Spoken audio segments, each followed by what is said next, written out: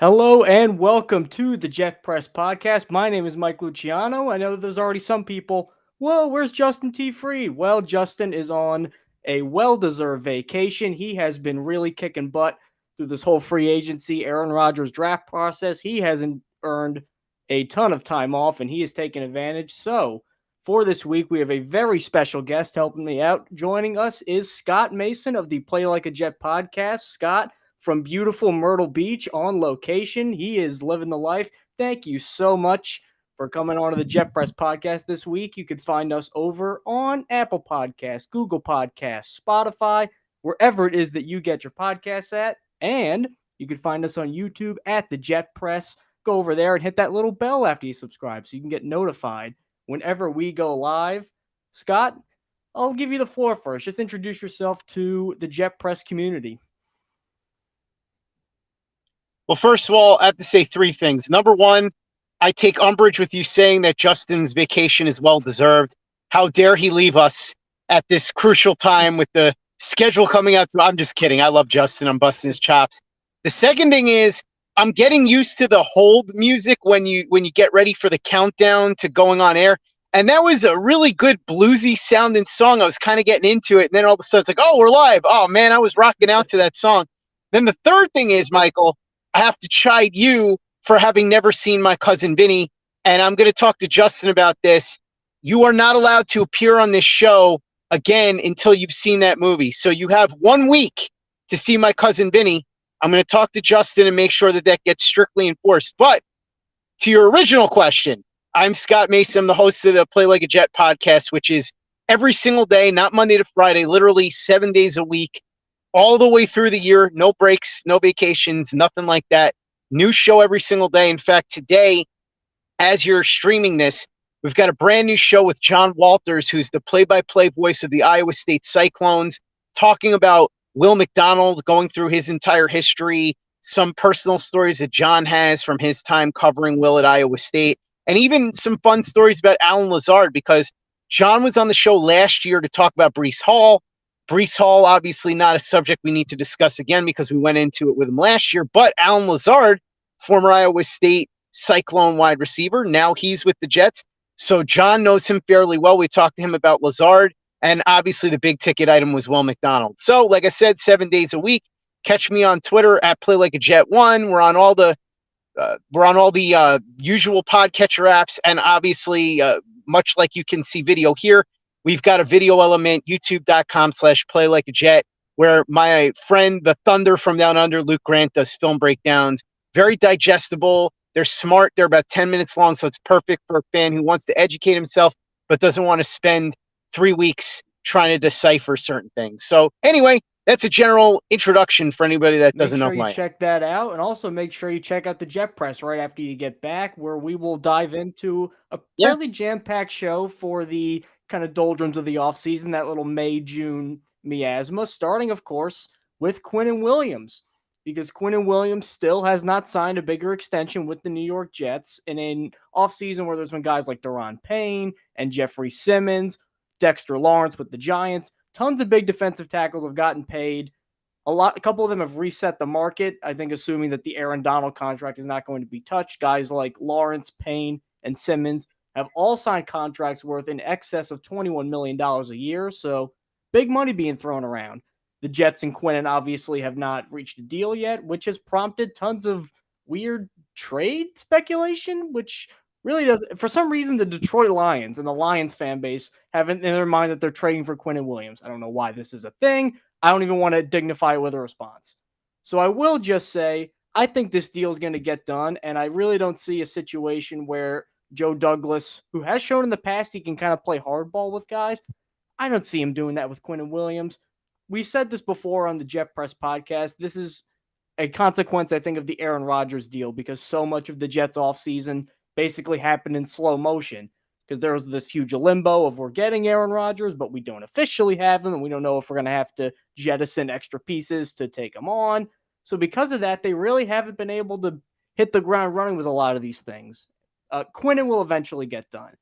And I know that it's alarming because so many other tackles have gotten paid, and it just seems natural that Quinnen should get paid, and he hasn't. So naturally, the instinct is to panic. Just take a deep breath, count to 5. This is going to happen. The Quinnen contract, it's a necessity for the Jets, especially with how they run their scheme.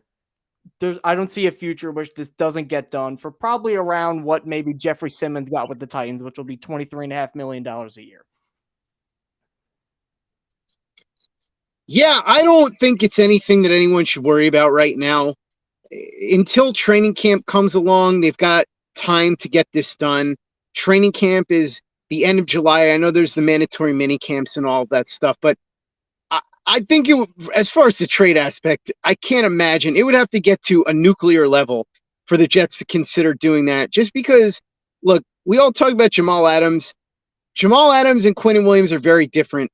As good as Jamal Adams was with the Jets, when it came down to it, he was still a safety. So there's a limited impact that he could have. Quinnen Williams as a premier interior pass rusher, I don't think a lot of people understand how valuable a commodity that is, because you hear about edge rusher all the time, and that's great. But a big part of the reason you don't hear about elite interior rushers is because there aren't a lot of them. You mentioned Aaron Donald before. We can talk about some of the other players in the league, like, for example, you could speak about Chris Jones. If you go back a while, Fletcher Cox, guys like that. I don't think Dexter Lawrence is anywhere near the stratosphere as a pass rusher as Quinnen Williams. And it looks like we have some technical difficulties right here with Scott. So apologies for that. But going along with Scott's point, Quinnen Williams, it seems like we'll have some technical problems. We'll get Scott back on as soon as possible. I think he's right in saying, though, that right now Quinnen Williams is a guy who, looking back on, I just don't see any way he doesn't get extended. Because what the Jets would say, basically, if they don't do that, or if they trade him for some God knows what sort of package, is that they think his production is replaceable.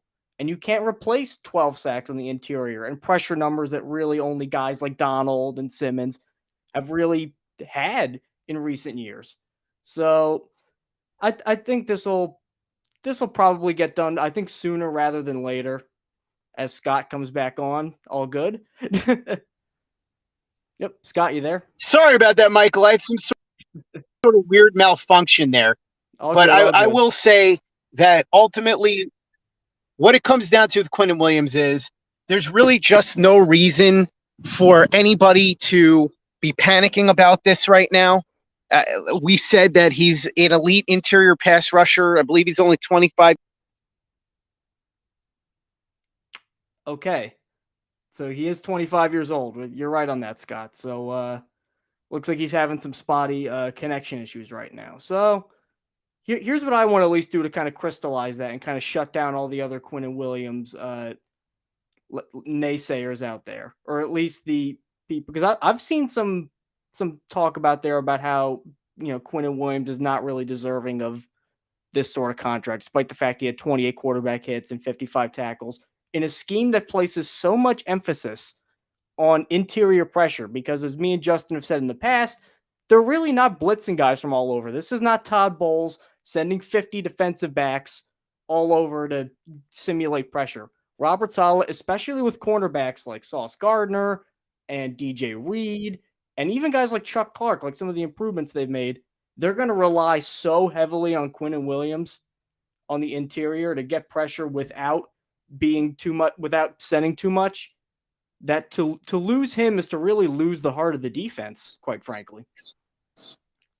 Would you agree with that, Scott? That losing Quinnen Williams just schematically would be a nightmare? Yeah, absolutely. By the way, I think I'm in a more secure location. We'll see now. But all right. No, he wasn't. All right. So I apologize really for the dropping in and out. This was not planned, but hopefully the Quinnen Williams deal gets done, as Scott has mentioned before, and you can listen to Scott and Play with the Jet podcast. It'll happen soon. So let's move on to the Mekhi Becton drama, because the Mekhi Becton drama just seems to follow this guy for some reason, even though he's a likable guy, and I want Mekhi Becton to do well, and Justin wants Mekhi Becton to do well, and Jets fans want Mekhi Becton to do well. He's been prone to putting on some kind of bonkers tweets. And his most recent one, of course, being one of the more surprising, the "I am a left tackle" in all caps with bullet points, or sorry, with periods. That's an alarming quote, just in a vacuum, especially because it seemed like we were heading towards Mekhi Becton being the starting right tackle this year because they have Dwayne Brown. Dwayne Brown is an extremely respected veteran. He's still pretty good, even though he's going to be 38, I believe, this year, and he was playing hurt. And he's a locker room leader. So it seems like right now Dwayne Brown has the left tackle spot, and then Becton would go to the right. But Becton puts out this weird tweet, "I am a left tackle," and it prompted some reaction from Robert Saleh naturally, where Robert Saleh says, "You know what? Go earn that left tackle spot." So that seems to me like he's inviting competition between Mekhi Becton and Dwayne Brown, which is something that I would not have envisioned as soon as when the offseason started. It seemed like Brown had left tackle lockdown, but I think this goes to show that the Jets are still pot committed to Mekhi Becton, even though they didn't pick up the option, and they want to give him every opportunity to succeed with this new look offense. A scheme that I think will fit him well, especially since he's slimmed down a little bit. He's still ginormous, and that's part of what makes Mekhi Becton so good.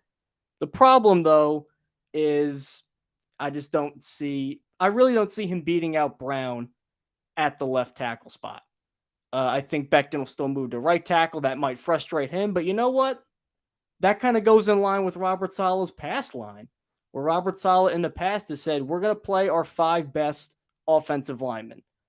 I don't know how that'll shake out because I know they do have some versatility. They obviously have Elijah Vera Tucker, who has both tackle and guard versatility. He played both tackle spots actually at USC. I still think he'll probably end up being the right guard. I know the Jets fans didn't love Laken Tomlinson because he was fairly disappointing last year, but I find it hard to believe that the Jets are going to take a guy who was a perfect scheme fit in San Francisco, an offense that the Jets are going to run a variation of because Hackett comes from that tree, and then just give up on him after one season. I don't think it's like a Trumaine Johnson level where his power just was sucked out of him the second that he came to the New York Jets. I think that Laken Tomlinson is probably going to be your left guard. I think that Elijah Vera Tucker is your right guard. And that leaves 3 spots open for competition. That leaves left and right tackle, which now have, I would say, 4 guys fighting for 2 spots. We have Dwayne Brown, we have Mekhi Becton, we have Carter Warren, and we have Max Mitchell. Carter Warren, by the way, check out our interview with him on the Jet Press with Justin. He was a really fantastic interview, quite a fun guy. Mitchell is depth at this point. Mitchell did play well last year, I thought, given the circumstances, for a 4th-round rookie to immediately be thrown in against NFL-level talent. Thought he handled himself well. And obviously, you don't want to see injuries happen, but if something happens and a guy ends up missing a couple weeks, I think most Jets fans, and I think this Jets coaching staff, would feel very comfortable with Max Mitchell playing right tackle. I think that Mitchell has proven he could at least be an NFL player. And I think Warren, build-wise, kind of similar to Max Mitchell. I think Warren's going to have a similar level of success, a similar career. We compared him to Brandon Shell earlier, who's still plugging away in the NFL. I think that's kind of the point where that's where they're at right now. And then you go to the center and then the other tackle spot. So center, me and Justin talked about this in the past. We got Connor McGovern and Joe Tippmann fighting for a spot. I think probably it'll be Tippmann and who ends up winning that. I know that McGovern has experience, but I just think the contract that they gave him on, I think the contract they gave him on kind of signals that they're ready to move on. And then that leaves Dwayne Brown and Mekhi Becton fighting for the 2 spots at left tackle. So if you had to ask me right now, gun to my head, I would probably say that Mekhi Becton, it ends up just going to right tackle and Dwayne Brown is the left tackle. Is that the best move right now? I'm really not sure. But you would basically have to take a locker room leader like Dwayne Brown and essentially demote him. And I just don't know if that will go over very well. I know that football is a meritocracy, and I know that the Jets have kind of prided themselves on running a meritocracy, but that I find it hard to envision Dwayne Brown will really stick around as a backup at this point. So let us know in the comments, what you guys think about the whole Dwayne Brown situation, the whole Mekhi Becton situation, and kind of what your expectations are for him this year. Because Becton is still a great unknown, I think is what I would call it. We really haven't seen him since the Adam Gase year. We haven't really seen Mekhi Becton in the NFL with fans in the building. Because really the only year he played was the COVID year. And then 2021, he had a grand one game. Ooh, wow, one game. And then he gets hurt again. And then obviously last year, it's his knees that start acting up. So the Becton status, as we've alluded to in past podcasts, is quite weird. And I'm not really sure. Like it's basically like an entirely clean slate. He's gonna have to start proving himself over again. Charles Harrison in the chat here, who is thanks for commenting, Charles. I've seen your post a couple times. The Jets need Williams to win the East, and with all his injuries, Becton is better off on the right side. Joe Tippmann will be a great center in this league. I'm with you on that. Now, we talk about shifting around, guys a lot, left tackles, right tackles, and things like that. But it's not so easy to where, like left tackle, you could just move over. Like there's a whole new set of footwork that you have to learn. There's a whole new set of responsibilities, the ways you move and contort your body. I always compare Penei Sewell is the guy I always end up using as a reference point, because Penei Sewell had to move over originally, and his rookie year he struggled, and he was supposedly the no doubt, easy win offensive tackle prospect who was going to start for 10 years. Then he goes to a more natural position. What do you know?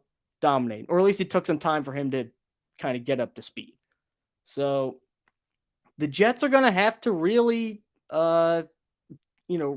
really work with Mekhi Becton here and put up with some growing pains, because you're taking a guy and putting him at a position he's never played before, 2 years off a serious injury, with a guy who, while learning a new offense. So now, as Scott comes back on, just want to get generally your thoughts on Mekhi Becton, because early Becton is basically starting from scratch at this point. He's basically moving to a new position, even though we had that weird tweet out. I still think Dwayne Brown's going to be the left tackle. Let's get your thoughts really quick on the whole Becton situation. Well, first of all, Michael, apologies. I have had unbelievably weird technical difficulties. But as far as Mekhi Becton goes, Williams with Mekhi Becton, in that the Jets have a real difference. But the obvious issue with Becton is different than it is with Quinnen Williams. With Quinnen Williams, the issue is, can they get him paid at the appropriate time? The issue with Mekhi Becton is, can he stay healthy? And look, nobody's a bigger fan of Mekhi Becton than I am. I was a big fan of his before the draft. I was talking about him before anybody else, I think. I was talking about him in December of 2019. I remember sending clips of Mekhi Becton to a couple of people. Somebody had told me to look at him. They said, have you seen this kid from Louisville, Mekhi Becton? I said, who watches Louisville? And so they said, all right, well, here's some clips. You might want to take a look at the All-22 when you get a chance. And I watched a couple of clips of Mekhi Becton committing acts that I think would have been illegal in a couple of states. And I said, holy cow, this guy is unbelievable. I'm like, I can't imagine he's actually going to end up being a second rounder, but he'd be a great pick in the second round because that's where they were projecting him. Then, of course, Daniel Jeremiah had him at number 4. He vaulted up the board and all that. But I think with him, it's just a matter of, look, you like the confidence. You like the fact that he has the fire. You like the fact that he clearly is motivated to get back to where he was his rookie year, or at least even improve upon that. Remember how good he was his rookie year for a guy who many people thought was going to be a few years away. He slimmed down, reportedly down to 340 pounds. You still have to wonder about whether or not he's going to be healthy. And on the one hand, you don't like him tweeting like that because it's really an annoying habit that players have. I really wish they would, ironically enough, follow Zach Wilson's lead. Zach Wilson, I think, hired a guy to do his social media. Just let it be and don't touch it.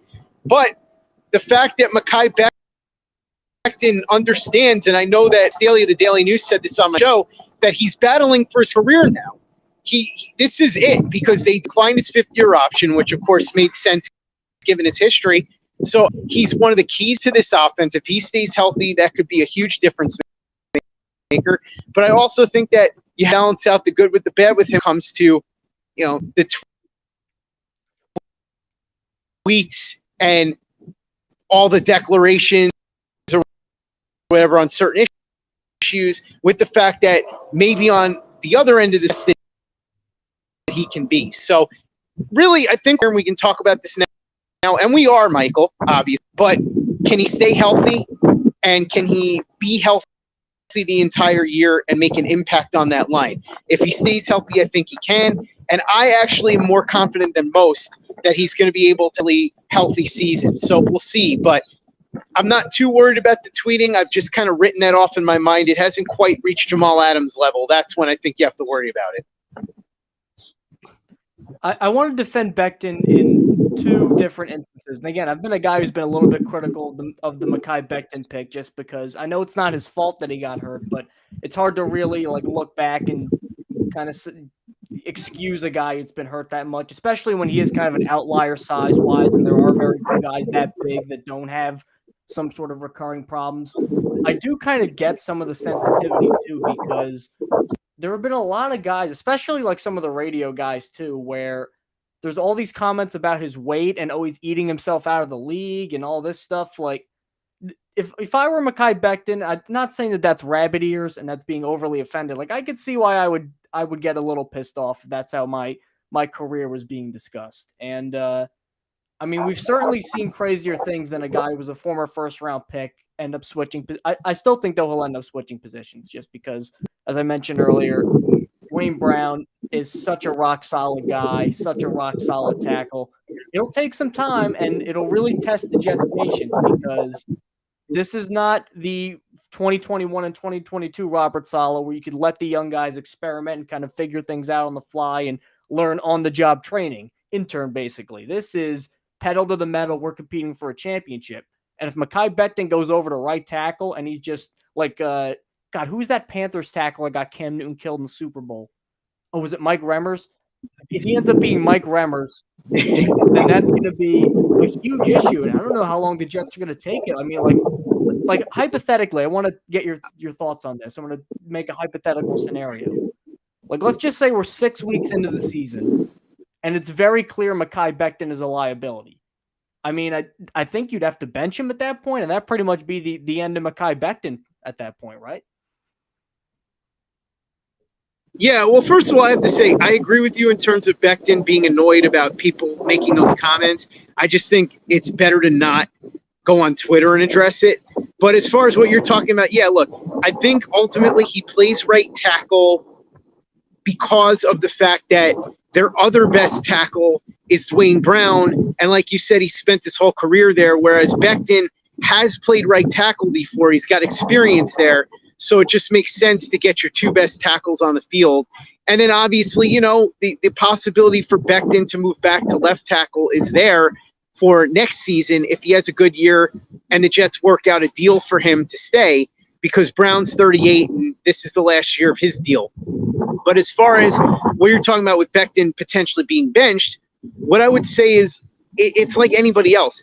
If Becton is out there and he's a liability for whatever reason, and I would assume that if he's a liability, it's likely because either he's getting his bearings going back to right tackle, or more likely there's some sort of issue lingering from the injuries. Maybe he just isn't physically the same guy. That's certainly a possibility.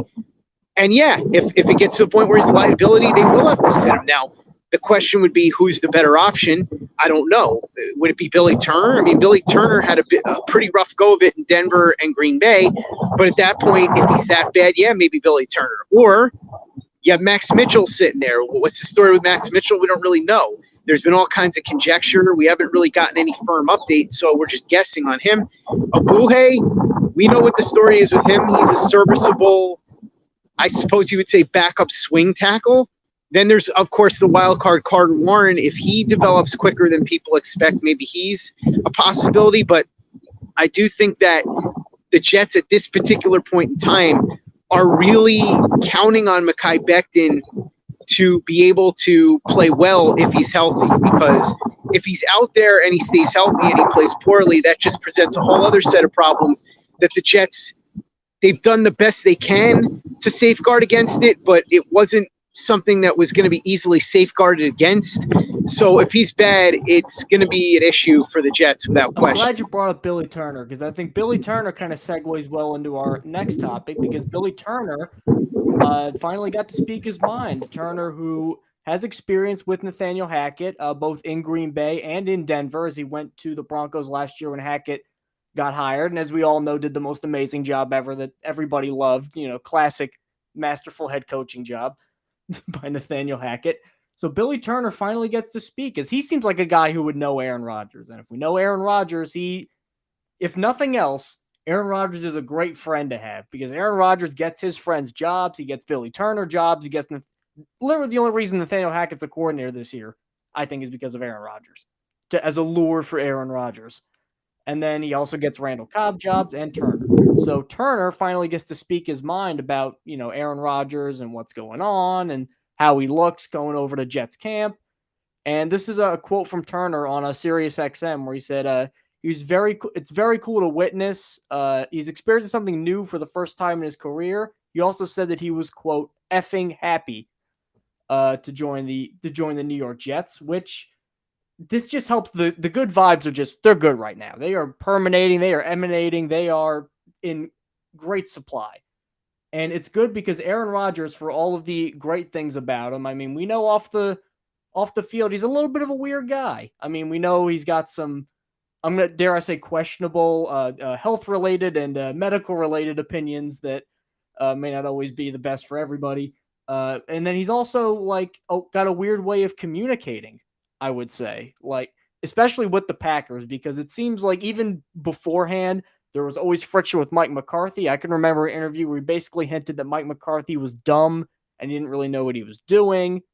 But because he's so passive-aggressive, it never really comes out. They're just all these little mini jabs and needles and secret little things and twisting words, and that's how he operates.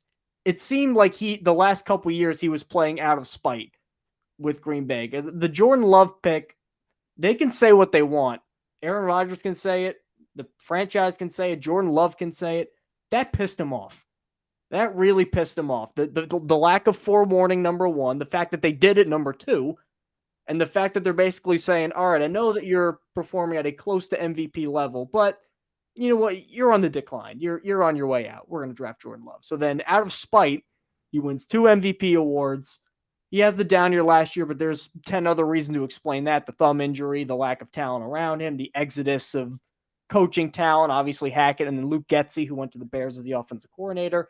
Now he's on the Jets, and he's feeling good for the first time in a while. And you could tell, too, that he's got a mission this year. He's got a mission. He wants to prove it to the Packers. He wants to prove it to the rest of the league. Having a guy with that sort of talent and that sort of drive, and the fact he's feeling good, I think that's only going to be good things for the Jets. Yeah, I mean, it's certainly not a bad thing to have Aaron Rodgers in a good mood and happy. Can't imagine anybody that's a Jets fan would argue that's a negative. In fact, I think if you're a Packers fan, if you're being honest about it, you would say that's certainly positive. As far as everything that went down with Aaron Rodgers, look, I've taken a deep dive into all of this on the show on Play Like a Jet a bunch of times. And really what it comes down to is, obviously he was mad when they took Jordan Love. He felt like they could have taken somebody that could have helped him right there because, remember, they had just lost the NFC Championship game.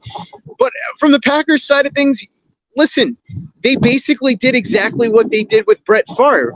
They saw a guy who was, at the time, Rodgers would have been 36, bordering on 37. And how much longer is this guy going to play? We see this player in Jordan Love who we are fairly confident we can turn into a really good quarterback. And so we can take him. He's going to take some work. We have Rodgers play for 2-3 years, and then we can have Jordan Love ready to go. And, I mean, that's pretty much how it ended up. Now, where the Packers misstep is that last year was probably the year to do this. I think at that point, they weren't all that confident in Jordan Love, and that's why they held on the extra year. But in doing so, they ended up costing themselves what could have been, say, the Russell Wilson package that was given up to Denver. By waiting an extra year, essentially what happened was they had a bad contract with Rodgers. He was a year older, and because of that, the Jets were the only team that were interested. And so when one team is interested, you're not going to get the same kind of return you would if many teams are interested. But Billy Turner's comments sort of show you that Aaron Rodgers sort of sees this as a rebirth. I think both sides really just needed to move on at this point. The Packers probably had reached as far as they were going to go with Rodgers. They needed a couple of years to really build up that young talent, and they'll do it now around Jordan Love. And for the Jets, they feel like they're ready to win now. Now, whatever win now means to you is a different thing depending on who you are. I had Mark Ross on the show, and he said, well, do you mean win now as in go to the playoffs? Do you mean win now as in win the division? Do you mean win now as in contend for the Super Bowl? Do you mean win now as in win the Super Bowl? Like, what are you asking? And really, I think if you want to twist yourself in knots, you could argue for any of the four things I just said. I think very few people would argue that they're not contenders for the playoffs, certainly. I think very few people would argue that they're not division contenders. I think the Bills are certainly still the favorite, but the Jets absolutely would be in the discussion, as are the Dolphins, by the way. So I think certainly Rodgers puts them right there. As far as Super Bowl contender and all of that, are they quite at that level? That's a much tougher discussion to have, because are some of the guys that were promising young players last year going to be even better this year? Are the Jets going to be able to repeat certain things that they did last year that they may not be able to get away with this year? For example, they were a very healthy defense last year, very healthy. This year, will that be the case? I don't know. As far as backup quarterbacks, they faced a lot of those last year. Will they be able to have the same level of success?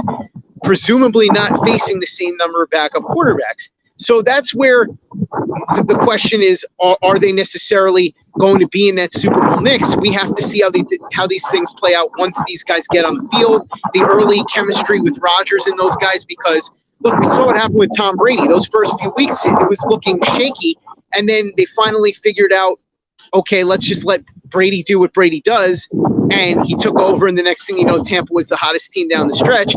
Now, they had to do something difficult. They had to win a bunch of road games to make it to the Super Bowl, but they were able to do it.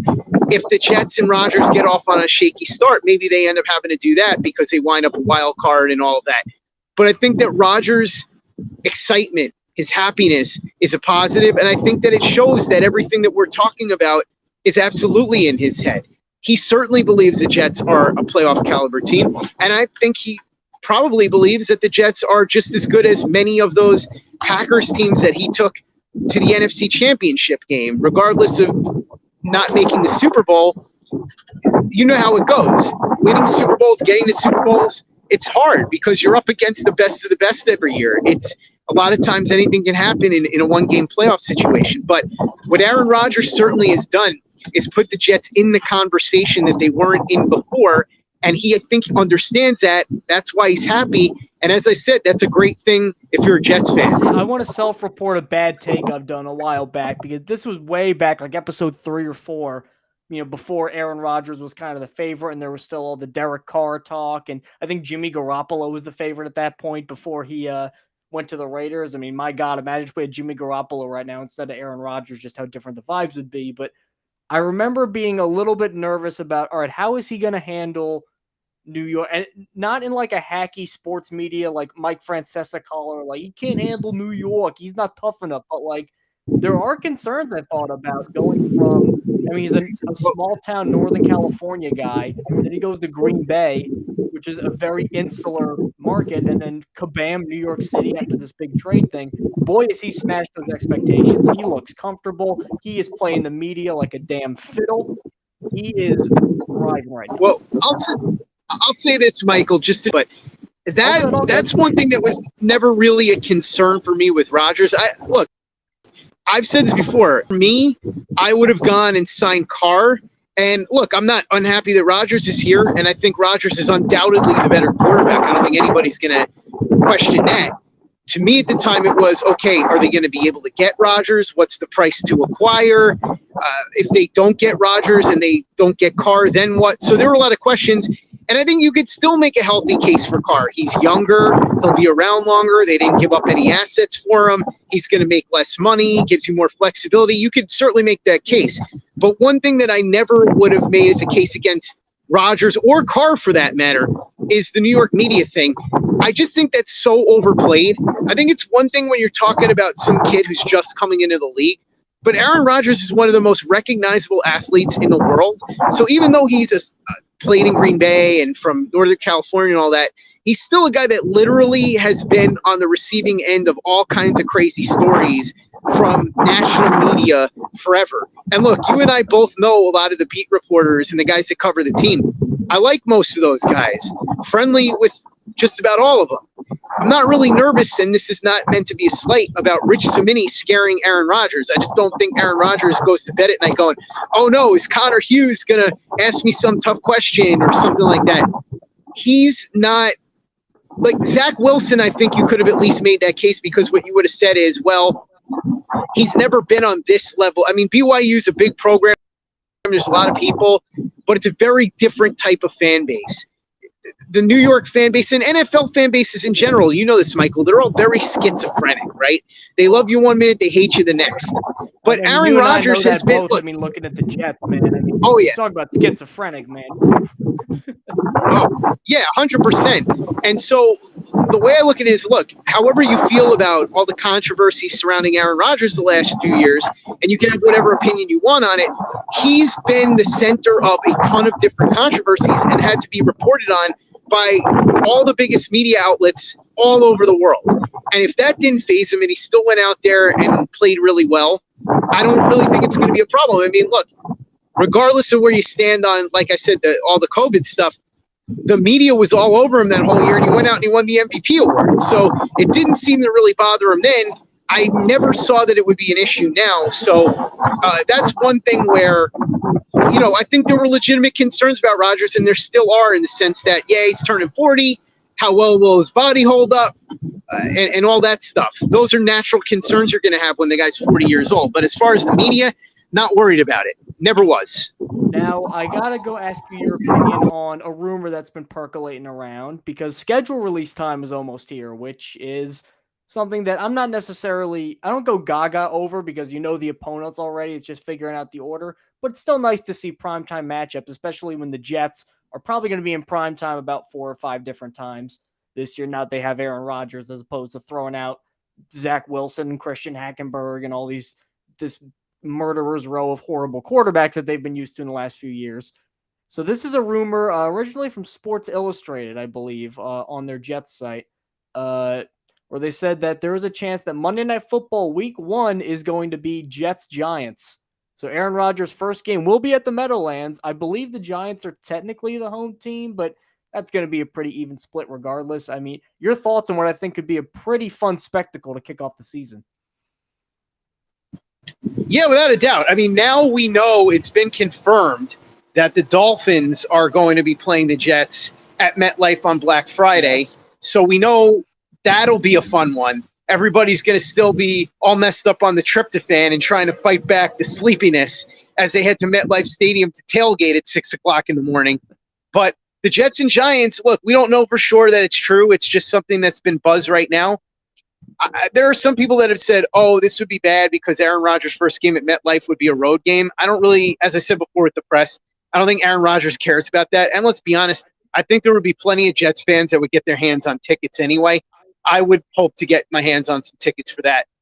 But it would be interesting because, look, I'll say this. If you're a Jets fan and you like to go to the games, the fact that the Jets play the Giants almost gives you an extra home game if you think about it, because even if it maybe costs you a little bit extra money, as opposed to if you're a season ticket holder and you already have your tickets paid for at face value, you don't have to travel. You don't have to get hotel accommodations. You don't have to fly anywhere, any of that. So that's nice. And realistically, look, I'm not trying to be – I think these comments will come back to bite me, I'm sure.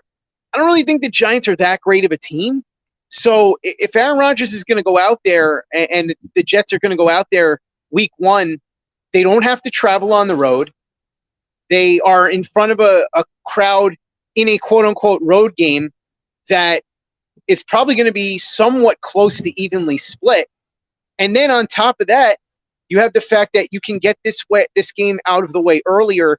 You want to have, I think, the tougher games later on in the season, because that way, if you stumble a little bit early, you have some margin for error when you're up against the bad teams. If you're going up against the good teams early and you don't have your footing yet, which, again, as good as Rodgers is and as happy as he is, there are going to be some things to work out coming to a new team with new players.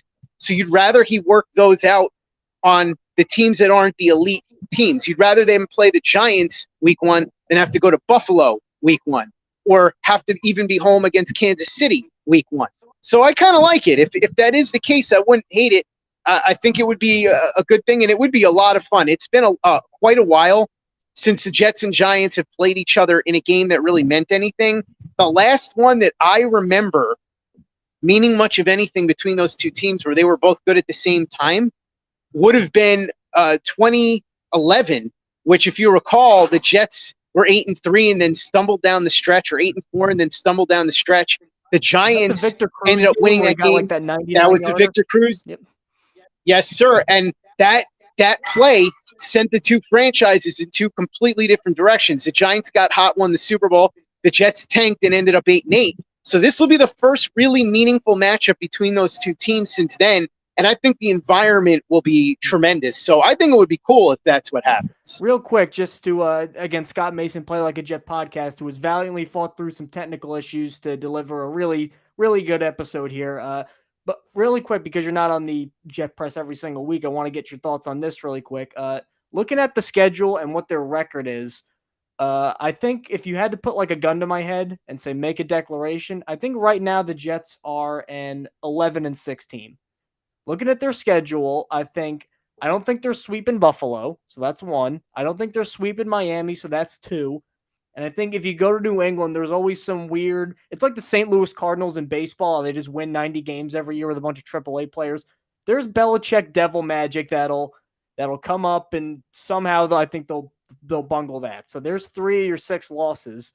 I don't think they beat Kansas City. I don't think they'll beat the Eagles, but you know what? I don't think the Eagles are going to go 18-0. So if that's one of their upset wins, maybe I could see it. I think looking at the road schedule, they do play at Dallas. I think that could be a tough one. They go at Denver. The altitude's always tough there. Luckily, they do have a lot of their tougher games this year at home. Phillies at home. Chiefs are at home. Chargers are at home. I think 11-6 right now is fair for the Jets. What are your thoughts on that? Yeah, I mean, I haven't looked at it and really analyzed game by game, but that does sound pretty fair. I think we had said last year that if the Jets had had a Pro Bowl caliber quarterback, we had Haley English, who now, by the way, congratulations to her, got hired by the Detroit Lions. Damn you, Detroit Lions, stealing my stats person at PlayLikeAJet.com. Am I back with you now? You're back with your. Yep, I'm here. Can you hear me? I can hear you. Oh, okay. All right. Okay. Well, anyway, let me see if I can move positions here. But anyway, what I was saying is we ran some stats courtesy of Haley English, who did our stats over at PlayLikeAJet.com, and now got poached by the Detroit Lions. So thanks a lot, Lions, for stealing my stats person. But anyway, I'm just kidding. Obviously, I'm very proud of Haley, and I think she's going to do great. And I hope she remembers me when she's the first female general manager in the NFL. Let's hope. But I without looking specifically at each game and thinking win-loss, 11-6 sounds about fair to me. I think some people have said 13-4. Some people have undershot it. I think 10-7, 11-6. If something goes right, it could be 12-4, somewhere in that range. I would say between 10 and 12 wins is likely. And I think you're right. They probably will split with Buffalo. I think they'll probably split with Miami, assuming Tua stays healthy, which, who knows if that happens. Miami's very tough, by the way. People forget that. They have a really good roster. That AFC East is going to be very difficult. The Patriots, they haven't beaten them in how long? So I can't take anything for granted at this point with the Patriots, even with Aaron Rodgers here. But they got a tough slate. I mean, look, they're going up against Mahomes at home and the Kansas City Chiefs. That's always going to be difficult. They've got the Eagles. That is also at home, but the Eagles arguably have the best overall roster in the NFL. So that's going to be very, very tough. Then you take a look at some of the other games they've got. San Diego, excuse me, I keep saying San Diego. LA, the Chargers. I get They're every a good team. relocated team named good except that one. That's the one I can't internalize. I always do San Diego Chargers. Well, it's because I love San Diego so much. It still breaks my heart that they're not there anymore. But yeah, then you look at a lot of these teams. The Cleveland Browns, Deshaun Watson is back now, and I know he struggled for a few games, but you have to figure that he'll have his bearings back. That's a really good roster now, and I know a lot of Jets fans won't want to hear this, but I think Elijah Moore is going to do really well in that offense. So, look, they've got a lot of tough games this year. A lot. I mean, there are a couple of games that are not the toughest, but even a game like the Raiders. Look, the Raiders are not a good roster, but funny things happen when you travel across the country. So, I think you, without looking and analyzing each individual game, you had a pretty good one. 11-6 sounds about right. I would say anywhere between 10 and 12 would be my expectation. And if a thing or two goes wrong, you could see maybe 8 or 9. I think that's more only if there's some injuries, and knock on wood, hopefully that doesn't happen. But I think where you're at is probably where I'm at. And with that, we're going to call time on the latest episode of the Jet Press podcast. Thank you so much to Scott Mason over at Play Like a Jet for filling in for Justin Freed this week. Justin will be back with us next week after he gets out of the middle of his jungle excursion down to Central America. So right now he's fighting off some sort of rare endangered boa constrictor right now. So thank him for that when he comes back. Make sure to check out Scott, and make sure to check us out on Apple Podcasts, Google Podcasts, Spotify, Overcast, wherever it is that you get your podcasts. Also, go find us over on YouTube at The Jet Press. Make sure you subscribe. Make sure you hit that bell so you get notified, and make sure you check out our prospect interviews. We have a bunch, 2 of them with Carter Warren and Jarrett Bernard-Converse, who are brand new New York Jets. So if you want your Jets prospect fix, that is the place to go. Until next time, I am Mike Luciano. Thank you for Scott Mason for tuning in, and we will see you guys next week.